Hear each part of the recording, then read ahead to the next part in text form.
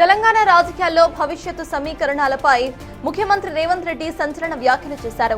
రాష్ట్రంలో రాబోయే రోజుల్లో రెండే కూటములు ఉంటాయని, అది కాంగ్రెస్ వర్సెస్ బీజేపీ, బీఆర్ఎస్ మధ్యనని స్పష్టం చేశారు. ముఖ్యంగా కాళేశ్వరం విచారణను అడ్డుకోవడానికి హరీష్ రావు ఢిల్లీ పర్యటనలు చేస్తున్నారని సీఎం ఆరోపించారు. అటు కిషన్ రెడ్డి గతంలో చేసిన అరెస్టుల ప్రకటనను గుర్తు చేస్తూనే ఫోన్ ట్యాపింగ్ మరియు ఫార్ములా ఈ రేస్ కేసులో విచారణ ఏ స్థాయిలో ఉందో సీఎం ఒక క్లారిటీని ఇచ్చారు. తెలంగాణలో కొత్త రాజకీయ ధృవీకరణకు ముఖ్యమంత్రి రేవంత్ రెడ్డి తెరలేపారు. భవిష్యత్తులో కాంగ్రెస్, కమ్యూనిస్టులు, కోదండరాం ఒక కూటమిగా, బీఆర్ఎస్, బీజేపీ మరో కూటమిగా నిలుస్తాయని ఆయన జోస్యం చెప్పారు. ఇప్పటికే లోపాయకారి ఒప్పందాలతో నడుస్తున్న ఈ రెండు పార్టీలు త్వరలోనే అధికారికంగా ఏకం కాబోతున్నాయని సీఎం వ్యాఖ్యానించారు. కాళేశ్వరం ప్రాజెక్టుపై సీబీఐ విచారణ విషయంలో బీజేపీ ద్వంద్వ నీతిని సీఎం ఎండగట్టారు. గతంలో 48 గంటల్లో అరెస్టులు ఉంటాయని ప్రగల్భాలు పలికిన కిషన్ రెడ్డి ఇప్పుడు మాత్రం తమ ప్రభుత్వం కేసును సీబీఐకి అప్పగించినా ఎందుకు మౌనంగా ఉంటున్నారని ప్రశ్నించారు. బీజేపీని ప్రసన్నం చేసుకోవడానికి హరీష్ రావు హస్తీనాకు వెళ్లొచ్చారని, సీబీఐ విచారణను అడ్డుకోవడమే వారి లక్ష్యమని రేవంత్ రెడ్డి సంచలన ఆరోపణలు చేశారు. పాలనలో తన మార్క్ చూపిస్తామన్న సీఎం ఫార్ములా ఈ రేస్ కేసులో ఛార్జ్ షీట్ వేయడంతో పాటు సీనియర్ ఐఏఎస్ అరవింద్ కుమార్ ను సస్పెండ్ చేసిన విషయాన్ని గుర్తు చేశారు. ఎంతటి వారైనా సరే తప్పు చేస్తే శిక్ష తప్పదని తేల్చి చెప్పారు. ఇక సంచలనం సృష్టించిన ఫోన్ ట్యాపింగ్ కేసులో విచారణ వేగంగా కొనసాగుతోందని తెలియజేశారు.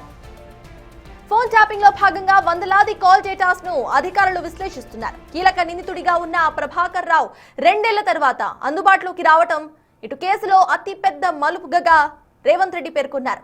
దోషులు ఎవరైనా సరే చట్టం ముందు నిలబెట్టి తీరుతామని ఆయన స్పష్టం చేశారు.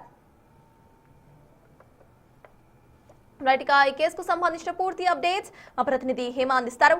హేమ, చెప్పండి, ప్రెసెంట్ సీఎం రేవంత్ రెడ్డి చేసిన ఈ వ్యాఖ్యలను ఎలా చూడాలి? ఆయన కమెంట్స్ తో మళ్ళీ ఒకసారి క్లియర్ గా ఇటు బీఆర్ఎస్ బీజేపీకి బి టీమ్ గా వ్యవహరిస్తోంది అంటూ క్లారిటీ ఇచ్చే ప్రయత్నం అయితే చేశారు. సో దీన్ని ఎలా చూడాలంటారు? అప్డేట్స్ ఏంటి హేమ?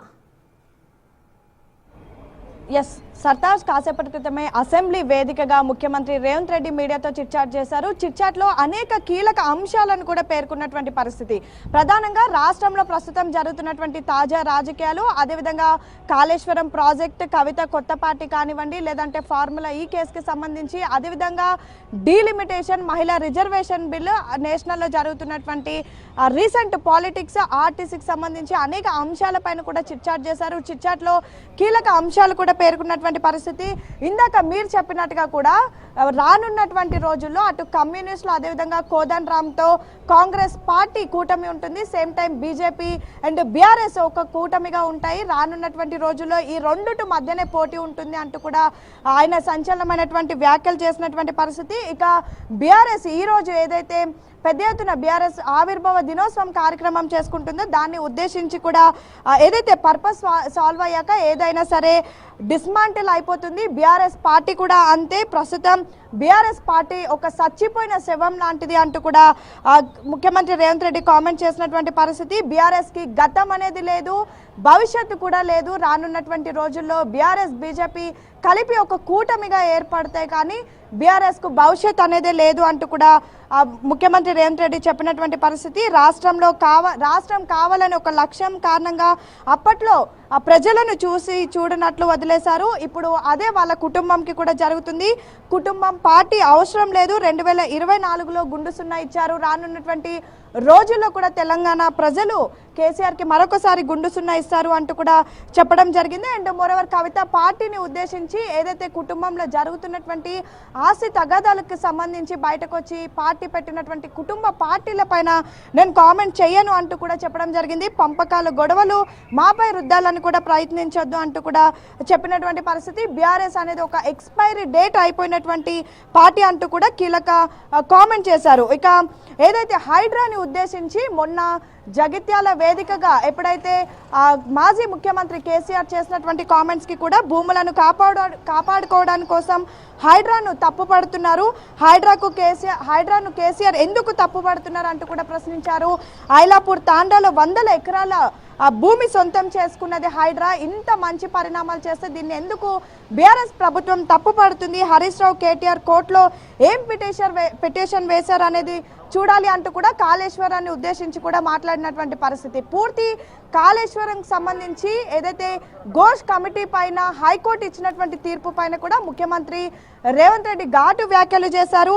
హరీష్ రావు అండ్ కేసీఆర్ అసలు హైకోర్టులో ఏమని పిటిషన్ వేశారో ముందుగా చూడాలి. ఘోష్ కమిషన్ నియమిస్తూ జీవో 6 ఇచ్చాము, దాన్ని చట్ట విరుద్ధమని కోర్టు ఎక్కడ కూడా మాట్లాడలేదు. అండ్ కోర్టు 3 సెక్షన్ ప్రకారం విచారణ కమిషన్ ఏర్పాటు చేసింది, అది చట్ట విరుద్ధం అని కూడా కోర్టు ఎక్కడ చెప్పలేదు.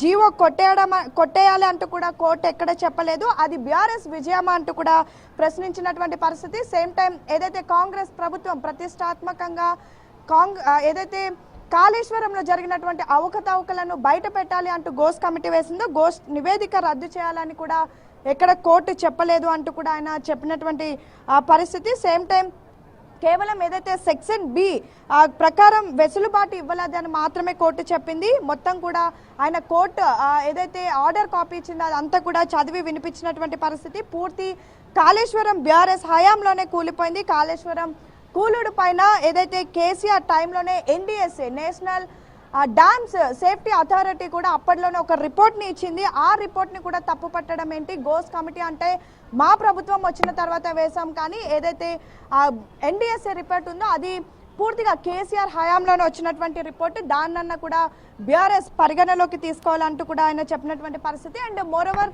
మొదటి నుంచి కూడా బీజేపీ కానీ బీఆర్ఎస్ కానీ ఏదైతే కాళేశ్వరం ప్రాజెక్టుకి సంబంధించి కేవలం ఇది సిబిఐ విచారణకు ఇవ్వాలి అంటూ కూడా ముఖ్యమంత్రి రేవంత్ రెడ్డి తెలంగాణ ప్రభుత్వం ఆదేశించారు. సిబిఐ ఎంక్వైరీ చేయాలంటూ కూడా కోరారు. దానిపైన ఇప్పటిదాకా బీజేపీ ఎందుకు స్పందించడం లేదు అంటూ కూడా చెప్పండి సార్. గతంలో మనం చూసాము, ఇటు బీజేపీ తనకి తానుగా వచ్చి ఖచ్చితంగా అరెస్టులు ఉంటాయి ఈ కేసులో అంటూ కూడా ప్రకటించింది. ప్రెసెంట్ ఇప్పుడు చాలా సైలెంట్ గా ఉండటం ప్రెసెంట్ ఈ కేసుకు సంబంధించి ఎక్కడ కూడా మాట్లాడిన వైఖరి కూడా మనకు కనిపించలేదు. ఇఫ్ ఇన్ కేసు మాట్లాడినా కాంగ్రెస్ వెనకేసుకు వస్తుంది అంటూ కూడా బీజేపీ వైఖరి కనిపిస్తోంది. సో ప్రెసెంట్ ఒక క్లియర్ స్టాండ్ మనకి అర్థమవుతోంది కాబట్టి ఇటు సిబిఐకి అప్పగించిన తర్వాత ఇట్స్ కంప్లీట్లీ విత్ బీజేపీ.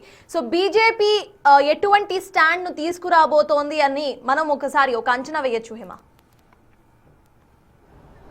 ఖచ్చితంగా సర్తాజ్ మీరు అన్నట్టుగా మొదటిగా ఎప్పుడైతే కాళేశ్వరానికి సంబంధించి నరేంద్ర మోడీ ఎప్పుడు రాష్ట్రానికి వచ్చినా సరే కాళేశ్వరం అనేది కల్వకుంట్ల ఫ్యామిలీకి ఒక ఏటీఎం లాగా మారిపోయిందంటూ పదే బహిరంగ సభల్లో చెప్పారు.